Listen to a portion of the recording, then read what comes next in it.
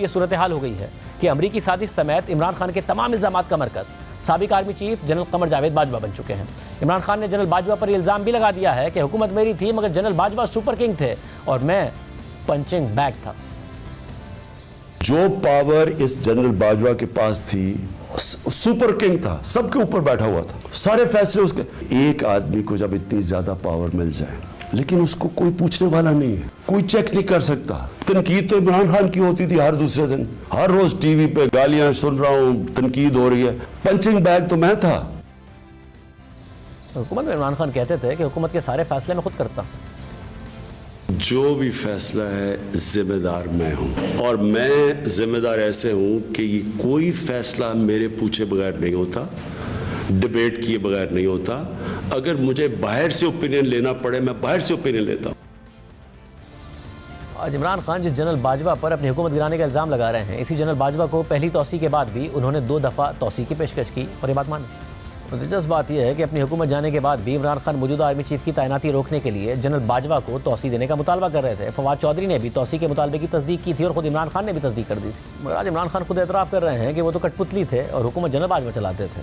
हालांकि खुद इमरान खान कई बार कह चुके हैं कि अपनी इसी हुकूमत को बचाने के लिए वो जनरल बाजवा को बार बार तौसी की पेशकश करते रहे। ये भी गिला कर चुके हैं कि अगर हुकूमत गिराई नहीं थी तो बचा तो सकते थे, यानी वो हुकूमत जिसमें बकौल इमरान खान के वो कठपुतली थे, इख्तियार सारा जनरल बाजवा के पास था, उसे बचाने के लिए वो उन्हीं जनरल बाजवा को एक और तौसी देने के लिए भी तैयार थे और हुकूमत जाने के बाद भी इसी जनरल बाजवा से हमारे सदर में मुलाकातें भी करते रहे, जिसने इमरान खान के मुताबिक पहले तो उन्हें कठपुतली वज़ीर आज़म बनाकर रखा और फिर अमेरिका के सामने उनकी बुराइयाँ की और उनकी हुकूमत गिराने की साजिश भी एक्सपोर्ट की।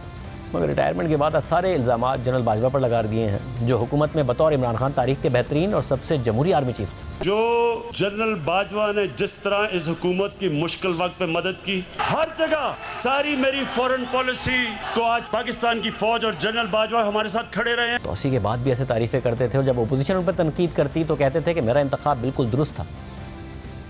अल्लाह का खास शुक्र अदा करता हूं कि अगर ये ISI के चीफ को और आर्मी चीफ के खिलाफ बात कर रहे हैं, इसका मतलब मैंने बिल्कुल ठीक इनको मुंतखब किया। ये मेरी सिलेक्शन बिल्कुल ठीक थी, क्योंकि अगर ये डाकू उनके खिलाफ बोल रहे हैं इसका मतलब वो ठीक लोग हैं।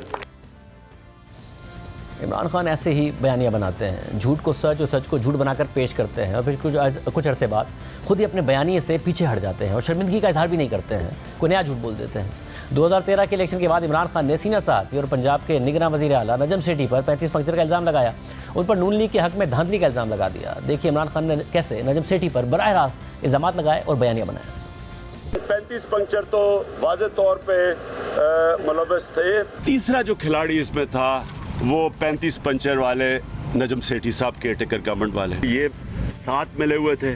तोहफा दिया गया, ये 35 पंक्चर का तोहफा दिया गया या पता नहीं किस। ना सिर्फ इल्ज़ाम लगाया बल्कि बार बार दोहराया, पूरा बयानिया बनाया, मीडिया को डिस्क्रेडिट किया। नजम सेठी पर इल्ज़ाम की आड़ में दीगर सहाफ़ियों खासतौर पर जियो के खिलाफ मुहिम चलाई, मगर बाद में खुद अपने बयान से पीछे हट गए और 1 जुलाई 2015 को कह दिया कि 35 पंक्चर वाला बयान तो सियासी बात थी। हमने तो 35 पंक्चर लेके नहीं आए तो सियासी बात है ना, असल चीज तो प्रूफ देनी थी। अच्छा 35 पंक्चर सियासी बात थी, मान गया। सियासी बात का मतलब कि एक ब्रिगेडियर सैमसन ने हमें बताया, उन्होंने मुर्तज़ा पोया से सुना तो वो ट्वीट हो गई और वो 35 पंक्चर बन गया। जब इमरान खान ने यह कहा तो फिर अगले दिन मौजूदा सदर आरिफ अलवी ने भी 35 पंक्चर के इल्ज़ाम पर माफ़ी मांग ली और इस इल्ज़ाम को अफवाहों में से एक अफवाह करार दे दिया।